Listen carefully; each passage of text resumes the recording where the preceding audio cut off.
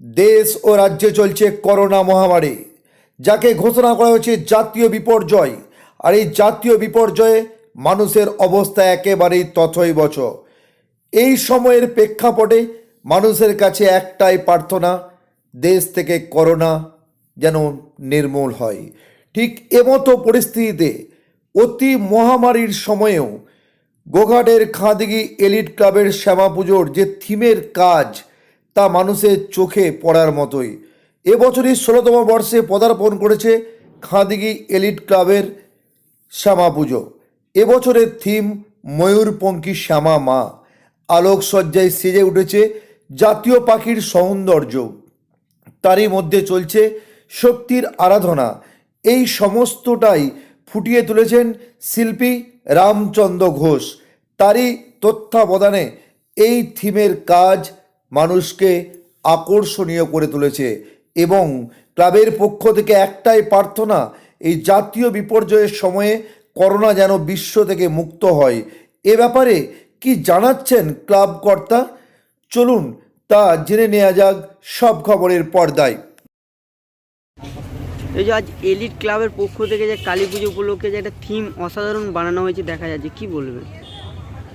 প্রথমে আমি খাঁদিঘি বাজার এলিট ক্লাবের সদস্য হিসেবে এলিট ক্লাবের সমস্ত সদস্যের পক্ষ থেকে খাঁদিঘি বাজারের সমস্ত ব্যবসাদার বাসিন্দা আপনাদেরকে এবং রাজ্য ও দেশবাসীকে শুভ দীপাবলির প্রীতি শুভেচ্ছা এবং শুভ ভাতৃদ্বিতীয়ার প্রীতি শুভেচ্ছা ও অভিনন্দন জানাচ্ছি। আর এই থিমটা সম্বন্ধে আমি প্রথমেই যেটা বলতে চাই যে আপনারা জানেন প্রত্যেকেই যে 2020 সালে আমাদের একটা প্যান্ডেমিক সিচুয়েশান চলছে। কোভিড-19 সারা বিশ্বব্যাপী রাজ করে বেড়াচ্ছে।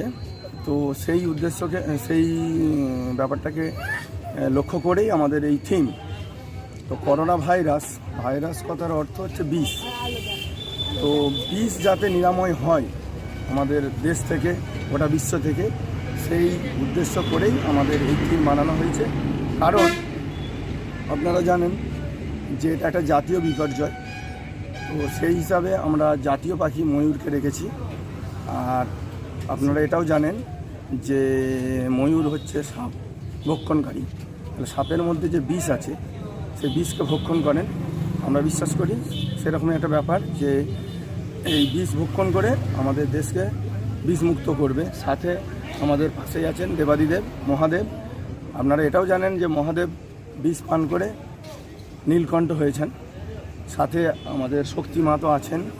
শক্তি মায়ের কাছে আমরা প্রত্যেকেই এলিট ক্লাবের প্রত্যেকটা সদস্যই প্রার্থনা করি যাতে এই 2020 সালটা যেভাবে কাটছে, মানে বিষময় হয়ে উঠেছে, বিষক্ষয় হওয়ার জায়গা, এটা অচিরেই শেষ হবে এই আশা রেখে আমরা হঠাৎ মনে হলো কেন এই ময়ূরে পঙ্খী করে এগিয়ে আসা যে শ্যামা পুজো উপলক্ষে? ওই সম্পূর্ণটাই করোনা ভাইরাসকে লক্ষ্য করি। আগে তুলনামূলক গত বছর বা তার আগের বছর কি করতে? তার আগের বছর তো আমাদের প্যান্ডেল করে এমনি পুজো নর্মালি ভালো প্যান্ডেল করে লাইট গেট করে পুজো হয়েছে। এবছর আমরা প্রথম থিমের দিকে আগিয়ে এবছর আমাদের পুজোটা 16তম বর্ষে পদার্পণ করেছে। তো থিম যখন হবে তখন এই চিন্তাভাবনা আছে যে করোনা ভাইরাসকে লক্ষ্য করেই থিমটা আগানো হবে। আর এটাতে সম্পূর্ণভাবে সহযোগিতা করেছেন আমাদেরই ভাই চিত্রশিল্পী রামকৃষ্ণ। পুরো মণ্ডপসজ্জা থেকে শুরু করে, ডেকোরেশন থেকে শুরু করে, গেটের যে লাইট গেট থেকে শুরু করে সমস্ত কিছুটা অ্যারেঞ্জমেন্টটা রামকৃষ্ণ ভাই। কতজন কমিটি আছে? না, কমিটি আমাদের 16 জন সদস্য আছেন, অ্যাক্টিভ সদস্য 16 জন আছেন। আর সহযোগিতা কে, মানে কীরকম কী করেছে এটা? আমাদের নিজেদেরই পুজো এটা, আমরা নিজেরাই সমস্ত খরচাটা বেয়ার করি। এবারে কেউ যদি স্বেচ্ছায় ভালোবেসে কিছু দান করেন সেটা আলাদা করেন অনেকেই। আপনার নাম আর পরিচয়? আমার নাম চঞ্চল ঘোষ, আমি এলিট ক্লাবের সেক্রেটারি। ধন্যবাদ। আপনি এই যে ময়ূরপঙ্খী থিমটা বানাইছেন, এটা সবারই চোখে, এটা প্রত্যেকটা মানুষের, এটা সত্যি একটা সৌন্দর্যবোধ, একটা সুন্দর জিনিস। এই করোনা মহামারীর মধ্যে কি বলবেন বা কিভাবে কি করলেন যদি একটু মানুষকে বলেন, বার্তা দেন? প্রাথমিক যেটা বলি সেটা হচ্ছে ক্লাব কর্তৃপক্ষ থেকেই এটা পছন্দ করা হয়েছিল। আমরা সব জায়গাতেই ক্যাটালগ দিই, যেখানে করোনা মুক্ত করার জন্য কয়েকটা যে থিম তুলে ধরা হয়েছিল তার মধ্যে এনারা এটা চুজ করেছেন। তো সেই মতোই আমরা এগিয়েছি। আর সেখানে আরও ওই যে চঞ্চলবাবু যা বললেন একই বিষয়, সৌন্দর্য, বিষ নিরাময়, যাতে করোনা থেকে আমরা মুক্ত পাই, শক্তির আরাধনা, মহাদেবের আরাধনা আর সৌন্দর্যকে তুলে ধরা হয়েছে। তার সাথে জাতীয় পাখি আমাদের এটা একটা মর্যাদা পেয়েছে, এটা একটা বিষয়। এই সবটাকে মিলিয়ে করা হয়েছে।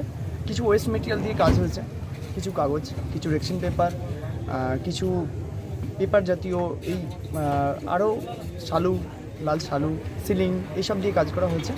একটু অত্যাধুনিকভাবে দেখানো হয়েছে, চেষ্টা করবো যাতে আরও ভালো কাজ দেখানো যায়।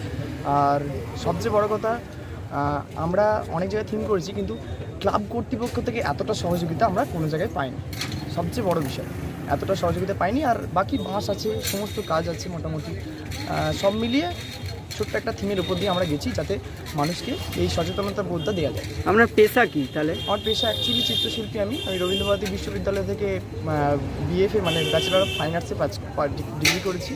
তার সাথে সাথে মিশনে কাজ করছি আর পেন্টিংয়ের টিচার হিসেবে এখানে। বাড়ি কোন জায়গায়? বাড়ি আমার রঘুবাটি, যে রাজগ্রাম আছে ওখানে। আপনার নাম? আমার নাম রামকৃষ্ণ ঘোষ। আমার স্কুলের নাম চিত্রলেখা শিল্প মন্দির, রঘুবাটি বাস স্ট্যান্ডে স্থাপিত। কতদিন এই চিত্রশিল্পীর সাথে যুক্ত? আমি ছোটোবেলা থেকেই আঁকা নিয়ে শিখছি, তবে তারপরে আমি 2014 পর থেকে ডিপ্লোমা করেছি ইন্দ্রকলা সঙ্গীত বিশ্ববিদ্যালয়, তারপরে রবীন্দ্রভারতী থেকে বিএফএ করেছি, তারপরে এই মার্কেটে নেমেছি। এবার চেষ্টা করব আপনাদের আশীর্বাদেও, সবার আশীর্বাদে যাতে কাজ আরও উন্নতি করতে পারি, এরকম একটা বিষয় চলছে।